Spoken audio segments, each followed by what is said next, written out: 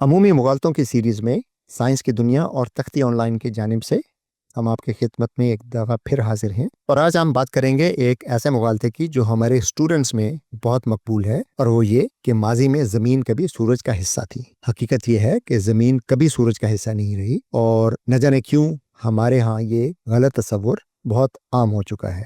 اگر ہم نظام شمسی کی تاریخ کا مشاہدہ کریں، تاریخ کو اسٹڈی کریں، تو ہمیں یہ علم ہوتا ہے کہ زمین، سورج اور تمام شمسی سیارے ایک گیس کے بادل یعنی نیبولا سے تشکیل پائے۔ اس نیبولا میں وہ تمام عناصر پہلے سے موجود تھے جو اب زمین اور دوسرے شمسی اجسام میں موجود ہیں۔ کسی قریبی ستارے کے سپر نووا ہو کر پھٹنے سے اس نیبولا میں کمپریشن ویوز پیدا ہوئی، یعنی دباؤ پیدا ہوا، اور ساتھ ہی گھماؤ پیدا ہوا۔ اس گھماؤ کی وجہ سے وہ بادل سکڑنے لگا اور اس کا زیادہ تر ماس اس کے مرکز میں اکٹھا ہو گیا، جہاں انتہائی شدید دباؤ اور حرارت کی وجہ سے فیوژن کا ریاکشن شروع ہوا، جس سے سورج روشن ہوا۔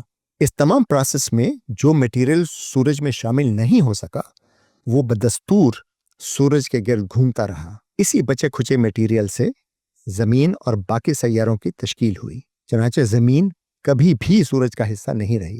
البتہ یہ بات درست ہے کہ آج سے 4 یا 5 ارب سال بعد جب سورج پھیل کر ریڈ جائنٹ بن جائے گا اور اس کا قطر بہت زیادہ ہو جائے گا، اس وقت اس بات کا امکان موجود ہے کہ زمین سورج میں ضم ہو جائے۔